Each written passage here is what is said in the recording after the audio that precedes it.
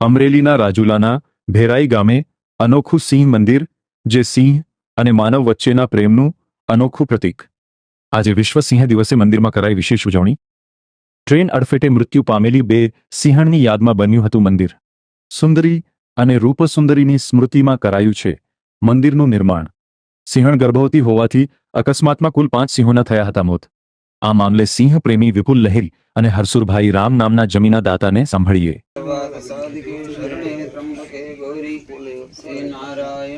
ગીત મોકલો તો સંભળાવીએ પછી હાલો હાલે મારું સ્વસ્તિનાદાર શોહરિષ્ટનેમિ સ્વસ્તિનો બૃહસ્પતિર્દધાતુ.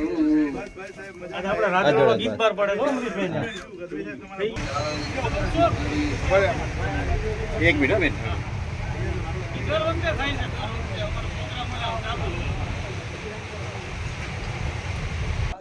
સિંહ બચાવો ગીર બચાવો, સિંહ બચાવો ગીર બચાવો, ગીર બચાવો સિંહ બચાવો, સિંહ બચાવો ગીર બચાવો, ગીર બચાવો સિંહ બચાવો, સિંહ બચાવો ગીર બચાવો.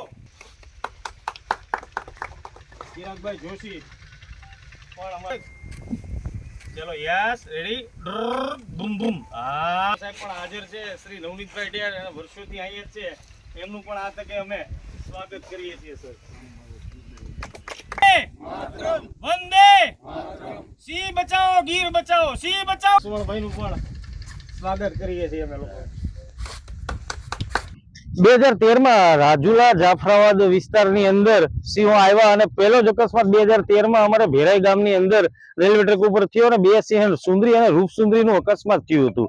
તો પોસ્ટમોર્ટમ કર્યું ત્યારે ખબર પડી કે પ્રેગ્નેન્ટ હતી ને સુંદરીને 3 બચ્ચા હતા, એટલે કુલ 5 મોતો થયા હતા. પછી અમે લોકો શોકમાં જઈ આવ્યા, પ્રાર્થના સભા પણ રાખી હતી.